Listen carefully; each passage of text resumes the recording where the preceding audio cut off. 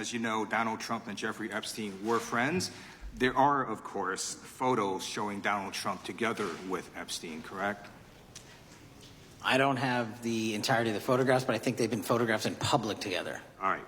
Are there any photos showing Donald Trump with girls of an uncertain age? No. How do you know that?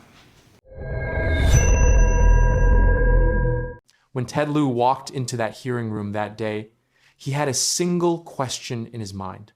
He had absolutely no intention of leaving there without getting his answer. That dialogue between him and FBI Director Kash Patel was actually one of the most crucial moments of the entire hearing. The matter was very deep. A mysterious, safe, leaked photographs, and those very delicate, highly risky questions that Patel just couldn't navigate his way out of. To understand what made this moment important, you have to go back to what Lieu established at the very beginning of his line of questioning. He did not open with accusations. He opened with facts. Established, documented, publicly reported facts. The FBI had searched Jeffrey Epstein's Manhattan residence. This search had taken place in 2019. Inside that residence, agents had found a safe. Lieu went through each of these points methodically, pausing in between, and gave Patel the opportunity to either confirm or push back at every step. Patel did not push back. The FBI searched Jeffrey Epstein's Manhattan residence, correct? I believe that happened in 2018. I think there was 2 locations, sir. It's 2019, and in that residence, the FBI found a safe, correct? I don't have the catalog of evidence in front of me. In that residence, the FBI found a safe, correct? I'll accept your representation. Okay. Patel acknowledged his belief that the search covered 2 locations in around 2018 or 2019. When Lieu pressed him on whether the FBI found a safe inside that residence, Patel said he would accept Lieu's representation. He did not have the catalog of evidence in front of him. This measured and technically cautious answer became a pattern throughout their dialogue. Patel did not deny this. He wasn't confirming it based on his personal knowledge. While carefully bounding his own direct knowledge, he was accepting what Lieu put before him. Lieu then told him what was reportedly found inside that safe: highly compromising and sensitive photographs. This detail came from a New York Times article Lieu cited, dated the 8th of July 2019, which described a trove of highly sensitive photographs discovered inside a safe at Epstein's Manhattan mansion. Patel again partially accepted this. Then Lieu played a video clip. The clip was an interview with author Michael Wolff, who had conducted numerous interviews with Epstein over the years. In the footage, Wolff described sitting with Epstein after a presidential election and Epstein telling him to wait, that he had something to show him. Epstein went to his safe. He came back with photographs in his hand. Wolff described them as Polaroids spread out like playing cards. The photographs allegedly showed a prominent public figure with very young individuals at Epstein's Palm Beach residence. Wolff detailed specific images, including 2 photographs depicting highly inappropriate situations involving that figure, and a 3rd photograph containing deeply compromising visual evidence. According to Wolff, the figure in the photographs was the current president of the United States. Lieu let the clip finish. Then he turned to Patel and asked a broad question. He acknowledged that the president and Epstein were known as friends. He pointed out that there were photos showing the 2 men together in public places. He confirmed that Patel agreed with this framing. Then he asked the main question: were there any photos showing the president with very young individuals? Patel answered without hesitation, no. So, Director Patel, I'm going to ask you a very broad and general question. As you know, Donald Trump and Jeffrey Epstein were friends. There are, of course, photos showing Donald Trump together with Epstein, correct? I don't have the entirety of the photographs, but I think they've been photographed in public together. All right. Are there any photos showing Donald Trump with girls of an uncertain age? No. How do you know that? Because that information would have been brought to light by multiple administrations and FBI investigators over the course of the last 20 years. Lieu pressed immediately. How do you know that? Patel pushed back hard on this. He said that if such information existed, it would have been brought to light by multiple administrations and FBI investigators over the course of the last 20 years. He did not say the photographs had been reviewed and were understood not to exist. He said the institutional weight of prior investigations gave him confidence that such materials would not remain hidden. Lieu stated that he did not accept this framing. His response cut right to the very center of the problem in Patel's logic. He pointed out that until the Wall Street Journal disclosed it, no one knew about a specific handwritten birthday note from the president to Epstein, written over a highly inappropriate drawing and referring to something described as a wonderful secret. This document had not come from the FBI. It had come from the Epstein estate, which forwarded it to Congress. The FBI had not surfaced this. Previous investigations had not surfaced this. It had not come to light until someone from outside the Bureau produced it. This part might be one of the most critical and remarkable points in the meeting, because it directly refuted the logic Patel had just used. If something as specific and damaging as a handwritten note of this nature could remain unknown for years and only emerge through the estate, then Patel's confidence that the photographs would already have emerged long ago was not as solid as he framed it. Patel heard this point and acknowledged it. He said, "Lieu raised a great point." Following this acknowledgement came a specific question. Had the FBI wanted to speak with Michael Wolff? Patel said he hadn't personally asked. As to whether the FBI had reached out to Wolff, he didn't know. He said the Bureau would get back on whether they wanted an interview with Wolff. Lieu followed this with another direct question. Had the FBI requested the interview recordings Wolff made with Epstein via subpoena? Patel stated he had no idea about this.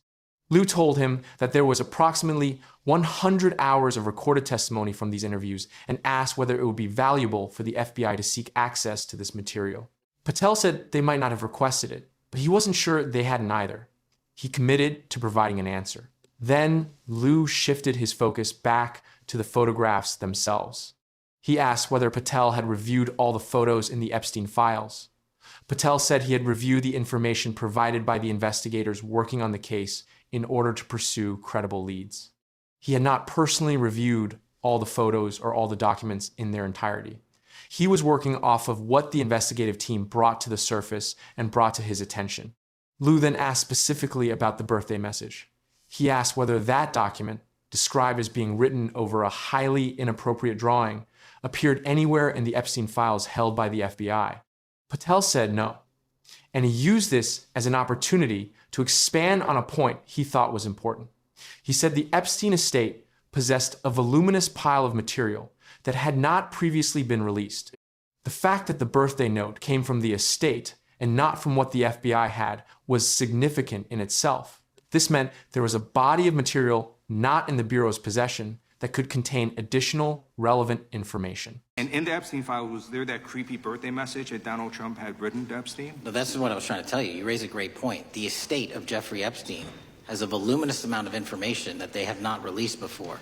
Okay, so that's great. So wouldn't it be great if FBI subpoenaed the estate of Jeffrey Epstein for all that information? The estate is under no obligation to provide that material, even pursuant to a subpoena. That's a great point. Yeah, that's just false. Okay. That's just false. You're the frickin' FBI. You can subpoena the information from the estate, and you better do that. That's literally not how it works. Lieu caught this situation.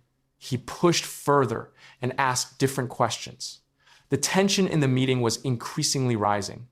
If the estate had materials not in the FBI's possession, then why hadn't the FBI subpoenaed the estate to get all this information? Patel's answer was harsh.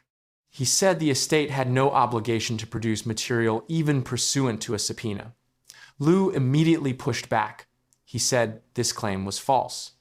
He stated that the FBI had the authority to request information from the estate and suggested in pointed terms that the Bureau should do exactly this. Patel did not step back. He said that's not how it works. He stated that the estate could not be forced to hand over its private properties through a standard subpoena in the way Lieu was framing it. The two men could not resolve this disagreement in the dialogue. They closed the subject with each clearly stating his position. What this part of the hearing revealed, when examined carefully, was the gap between what the FBI held, what they reviewed, and what they could not reach. Patel had confirmed that in the materials the investigators possessed and reviewed, they did not come across any photograph of the president taken with very young individuals. He confirmed that the birthday note never appeared in the FBI records. He accepted that Wolff potentially possessed important materials. He accepted that the Epstein estate harbored materials not presented to the government. The question of whether any of these outside sources contain the kind of photographic evidence Wolff described in his interview remained unanswered. Patel did not say that such photographs do not exist anywhere. He said that the FBI did not have them, and that previous investigators across multiple administrations had not brought them to light. This is a meaningfully different statement, and Lieu's questioning made this distinction visible. The back and forth between them was not loud. There were no theatrical silences, booming gavels, or people demanding their rights mid-sentence. It was quieter than that. There were two people working through a specific set of documented facts, a specific video narrative, a specific set of investigative gaps, and a specific disagreement about what law enforcement authority could and could not compel. Lieu pushed consistently. Patel accepted the points he could not object to. Everyone had that question in mind. What happened to that safe? A safe located in a Manhattan mansion, opened in front of a journalist, and allegedly harboring photographs that no FBI agent had seen or been able to locate. Whether these photographs existed in any recoverable form, whether they were destroyed, hidden, or seized by law enforcement during the 2019 search, was a question this dialogue clearly exposed but did not answer. Patel's commitment to follow up on the Wolff issue was a concrete headline left hanging at the end of their dialogue. An author who had about 100 hours of recorded conversation with Epstein and described specific visual evidence he claimed to have seen personally had apparently not been officially approached by investigators for his statements, records. Whether this gap would be filled, whether the FBI would pursue the estate's holdings through the courts, and whether Wolff's narrative would be officially examined under oath remained unanswered when Lieu's time expired. What was answered, at least by Patel's own testimony, was narrower than what Lieu was trying to reach. The FBI files, built from limited scope search warrants and executed years ago, did not contain the photographs Wolff described. However, the files also did not contain the birthday note that surfaced elsewhere. And an author who claimed to have sat with Epstein and personally seen these photographs had not yet been officially questioned. This is where the dialogue left the matter. Not resolved, not closed, just a situation on the record and documented right in front of a full committee room and every camera in it. Make sure to write your thoughts on this topic in the comments because I read all of them. If you want to see more videos like this, don't forget to support me and subscribe to my channel. Follow me to stay informed with new updates every day.